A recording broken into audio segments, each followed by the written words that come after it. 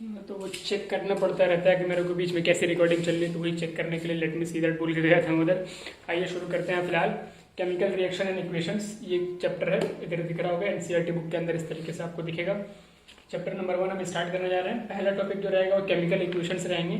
तो chemical equations को discuss करने से पहले मैं पहले तो चैप्टर को समझा दूँ कि चैप्टर है क्या और इसके अंदर क्या चलने वाला है, ठीक है। फिर उसका एक एक टॉपिक को जो एनसीईआरटी के अंदर दे रखा है वो हर एक टॉपिक को हम डिस्कस करते रहेंगे, ठीक है। तो पहली चीज़ है केमिकल रिएक्शन, ठीक है भाई। केमिकल रिएक्शन पहली चीज़ है आपकी। केमिकल रिएक्शन होता क्या है?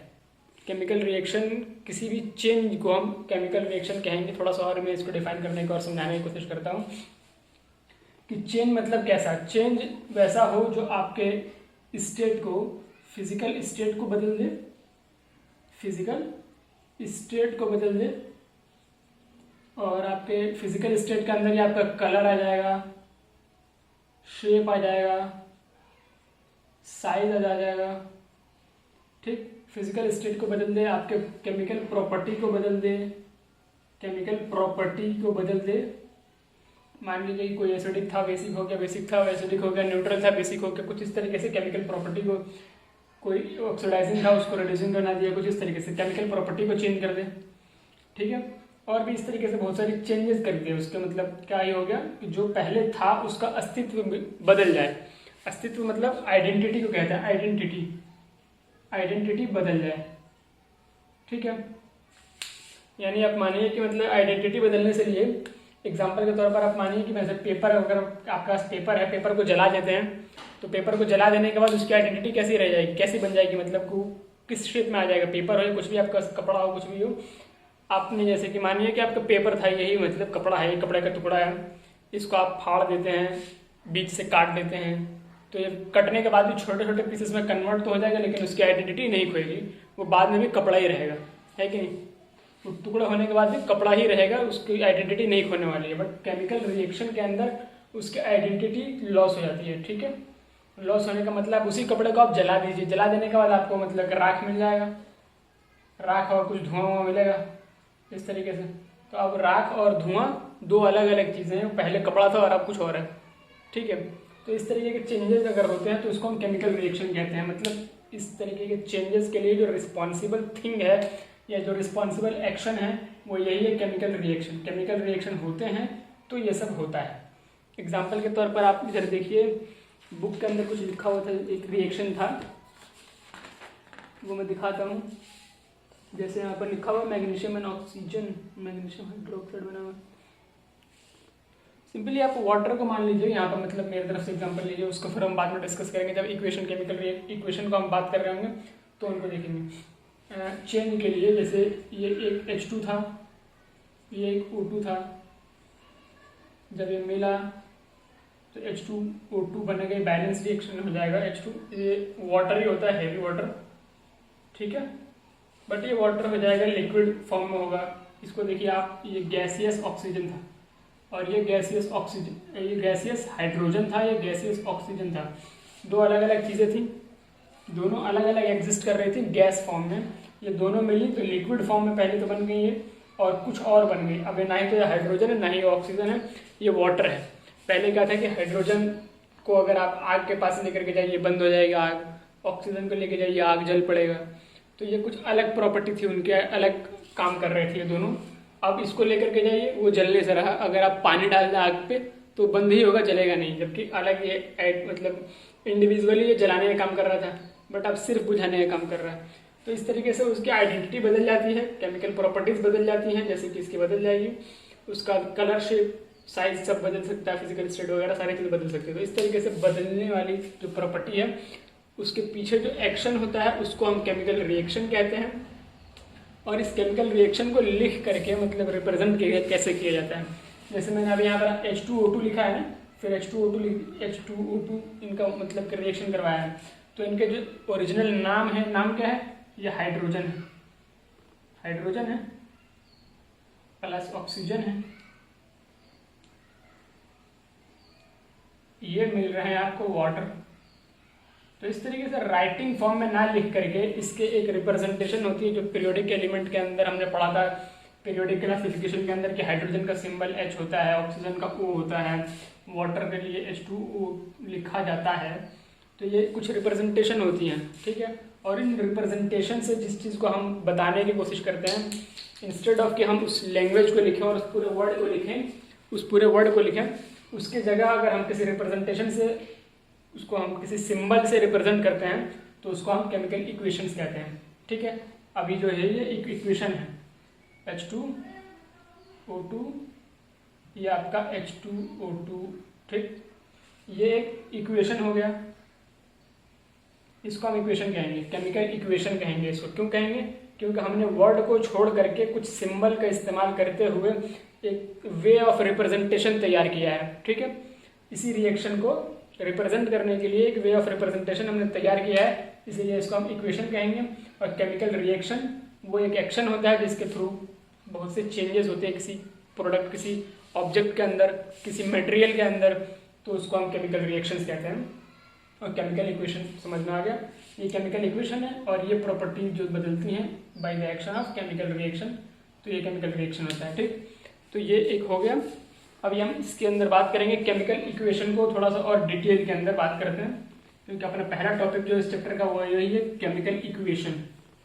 तो मैं 1 मिनट आप रुकिए और मिटा के उतना टाइम लगा के पॉज कर देता हूँ। तो अब हम इसको बात कर रहे हैं इसके बारे में। बुक आप ओपन करके रखिए, बुक के अंदर आप देखते हुए रहिए। हम इसकी बात करने जा रहे हैं केमिकल इक्वेशन के बारे में। केमिकल इक्वेशन यानी ये कैसे वर्ड में किसी चीज़ को लिखा जा रहा है, कैसे LHS, RHS, रिएक्टेंट कौन है, प्रोडक्ट कौन है, इन सब चीज़ों के बारे में हम बात करेंगे। फिर इसको लिखने का तरीका, राइटिंग है केमिकल इक्वेशन, इसके बारे में बात करेंगे। फिर बैलेंसिंग के बारे में बात करेंगे। तो इस तरीके से हम फर्दर डिस्कस करते रहेंगे। तो पहली चीज़ जो अपनी है वो क्या है? Chemical equation. केमिकल इक्वेशन है पहली चीज़। इसके अंदर क्या है, ये है कि एग्जांपल दे रखा है इन्होंने कि मैग्नीशियम प्लस ऑक्सीजन मिलता है तो मैग्नीशियम ऑक्साइड बनाते हैं, मैग्नीशियम। ये वही बात है जो मैंने बताई थी ना आपको, वही सारी चीज़ें। मैग्नीशियम प्लस ऑक्सीजन मिलते हैं तो मैग्नीशियम ऑक्साइड बनाते हैं, मैग्नीशियम ऑक्साइड बन रहा है, ठीक है। ये इक्वेशन है, equation by in form of word, ये वर्ड्स में लिखे हुए हैं, ठीक है। तो इसका इक्वेशन बनाने के लिए वही रिप्रेजेंटेशन करेंगे। राइटिंग अ केमिकल इक्वेशन के जब हम टॉपिक पर आएंगे तो उसके अंदर यही बताएगा कि हम कैसे किसी इक्वेशन को लिखते हैं। कैसे लिखते हैं, इससे मुराद है कि इस वर्ड को हम कैसे एक सिंबल में कन्वर्ट करके उसको हम रिप्रेजेंट करते हैं, तो वो हो जाता है writing a chemical equation. But chemical equation है क्या? उसी रिएक्शन को शब्दों में लिखा जाए अगर, तो कैसे लिखा जाएगा? ऐसे कि पहले मैग्नीशियम और ऑक्सीजन मिले और मिल करके मैग्नीशियम ऑक्साइड बनाए, तो ये आपका क्या था? केमिकल रिएक्शन था। बट इसको एक इक्वेशन फॉर्म में रिप्रेजेंट करने के लिए उसको हम ये केमिकल इक्वेशन का इस्तेमाल करते हैं। अब इसके अंदर जानने वाली जो चीज़ है वो ये है कि ये जो एरो है, इस एरो के इस तरफ RHS मान लीजिए इसको, और इसको आप मान लीजिए LHS मान लीजिए, ठीक है। इस तरफ जो LHS साइड की तरफ रहते हैं उनको हम कहते हैं रिएक्टेंट। क्या कहते हैं जी? रिएक्टेंट कहते हैं, ऑलवेज कहते हैं और कहते रहेंगे, ये हमेशा ही होते हैं रिएक्टेंट इस तरफ, और ये प्रोडक्ट होते हैं राइट साइड में। तो कभी भी कि केमिकल इक्वेशन को, रिएक्शन को आप लिख रहे हैं तो उसको लिखने के लिए तरीका यही है कि आप जो रिएक्टेंट है यानी जो चीज़ कन्वर्ट होने जा रहा है प्रोडक्ट में, उसको आप लेफ्ट हैंड साइड पे लिखेंगे, और जो चीज़ आपको प्राप्त हो रही है, जो चीज़ आप ऑब्टेन कर रहे हैं, उसको प्रोडक्ट बोलते हैं, जो कि लिखा जाएगा राइट हैंड साइड की तरफ, ठीक है। तो ये आपका रिएक्टेंट होगा, ये प्रोडक्ट हो गया। रिएक्टेंट के अंदर भी बहुत से पार्ट हो सकते हैं। जब हम बात करेंगे टाइप्स ऑफ केमिकल रिएक्शंस के बारे में तो हमें पता लगेगा कि मतलब कि किस तरफ कितने रिएक्टेंट का और कैसे प्रोडक्ट बनते हैं, तो उधर पता लगेगा। मतलब कि ये है कि आपके रिएक्टेंट के अंदर पार्ट्स बहुत सारे हो सकते हैं, बहुत सारे पार्ट्स हो सकते हैं रिएक्टेंट साइड में भी और प्रोडक्ट साइड में भी। हो सकता है कि बहुत सारी चीज़ें मिल करके एक सिंगल प्रोडक्ट बनाते हैं, जैसे यहाँ मिल रही है मैग्नीशियम और ऑक्सीजन, दो चीज़ें मिल रही हैं तो एक सिंगल चीज़ का निर्माण हो रहा है कि नहीं। तो ये बता रहा है केमिकल इक्वेशन के अंदर सिंपल से इतनी चीज़ बता ही रहा है। और आप रिएक्टेंट किस तरफ लिखते हैं, प्रोडक्ट किस तरफ लिखते हैं, इस चीज़ को आप देख लीजिए, ठीक है।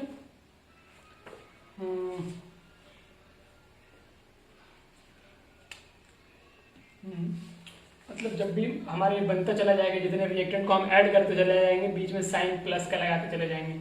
Magnesium plus oxygen plus something कुछ और आप लेते हैं, फिर उसके बाद और भी कुछ लेना है तो प्लस साइन लगाइए। इस तरीका है लिखने का जो यहाँ पे कह रहा है। आप ऐसे ऐड करते हुए चले जाएंगे, but when the arrow point towards the product that shows the direction of the reaction. ये जो एरो है, यही एरो बताता है कि डायरेक्शन ऑफ द रिएक्शन किस तरफ है, यानी किस चीज़ से क्या बन रहा है। अगर मैं ऐसे कर दूं, इस एरो को मिटा करके ऐसे बना दूं, तो इसका क्या मतलब हो जाएगा कि ये चीज़ कन्वर्ट हो रहा है इसमें, यानी यहाँ पर इसका ब्रेकेज हो रहा है, ये टूट रहा है, ऐसे दो चीज़ें बना रहा है। तो ये जो एरो है ना, यही चीज़ आपको डायरेक्शन ऑफ रिएक्शन बताता है। और डायरेक्शन ऑफ रिएक्शन ऑलवेज जो स्टार्टिंग रहती है रिएक्टेंट से, वो रिएक्टेंट लेफ्ट साइड में लिख करके आपको एरो ऐसे ही देना होता है। ठीक है। कुछ रिएक्शंस ऐसी भी होती हैं जो मतलब बन भी रही होती हैं और टूट भी रही होती हैं, तो उनको रिप्रेजेंट करने के लिए ऐसे किया जाता है, यानी उस तरफ भी रिएक्शन चल रही है, इस तरफ भी रिएक्शन चल रही है। ठीक है। और इनको हम रिवर्सिबल भी कहते हैं, इस रिप्रेजेंटेशन को हम रिवर्सिबल रिएक्शन के लिए भी इस्तेमाल करते हैं, रिवर्सिबल रिएक्शन के लिए भी इस्तेमाल करते हैं, क्योंकि जो बन रहा है वो दोबारा से डिकम्पोज हो जा रहा है। ठीक। तो ये हो गया आपका chemical equation. Writing a chemical equation, writing a chemical equation के अंदर क्या है, वही जो चीज़ मैंने कही थी कि आपने जो इसको वर्ड में लिखा है, मैग्नीशियम वर्ड में लिखा है ऑक्सीजन, इसके लिए रिप्रेजेंटेशन है, इसके लिए पीरियोडिक क्लासिफिकेशन में कुछ चीज़ें डिफाइंड है कि मैग्नीशियम कैसे लिखा जाएगा, Mg से लिखा जाएगा, ऑक्सीजन कैसे लिखा जाएगा, O से लिखा जाएगा, और मैग्नीशियम ऑक्साइड जब लिखा जाएगा तो वो कैसे लिखा जाएगा, ऐसे लिखा जाएगा, है कि नहीं। Mg+O2 = MgO, यही सारी चीज़ें हैं जो यहाँ पे लिखी हुई है लाइन में, उसी का मतलब ये है। But how to write a chemical equation अगर है तो ये है उसका जवाब कि how to write a chemical equation by representing them with their symbols that is classified under the periodic classifications. Periodic classification के अंदर जिन एलिमेंट्स के लिए कुछ सिंबल डिसाइड किए गए हैं कि कौन से एलिमेंट को हम कैसे रिप्रेजेंट करेंगे, किस सिंबल से उसको दिखाएंगे, उनका इस्तेमाल करते हुए हम इक्वेशन को जो लिखते हैं उसको हम कहते हैं कि how to write a chemical equation. अब बारी आती है बैलेंसिंग द केमिकल इक्वेशन। मेरे हिसाब से थोड़ा सा लंबा हो रहा है, मैं इसका सेकंड पार्ट करके लाता हूँ। ये थोड़ा सा इंट्रो आप समझ गए कि केमिकल रिएक्शन एंड इक्वेशन क्या है। बड़ा छोटा सा वीडियो बनाता हूँ, वरना लेंथी हो जाएगा, फिर आप लोग बोर होने लग जाते हैं, फिर भाग जाते हैं, मतलब छोड़ करके वीडियो कुछ और देखने लग जाते हैं। यूट्यूब पे वैसे भी सजेशन क्या क्या ही आता है पता नहीं। ठीक है, तो इसको हम यही रोकते हैं। अभी हम आगे देखेंगे बैलेंसिंग है केमिकल इक्वेशन। केमिकल इक्वेशन क्या है, रिएक्शन क्या है, ये समझ में आ गई बात। अब हम बैलेंसिंग को अलग से डिस्कस कर लेते हैं, इसको यही रोकते हैं। थैंक यू सो मच यहाँ तक देखने के लिए। अगले पार्ट ज़रूर देखें।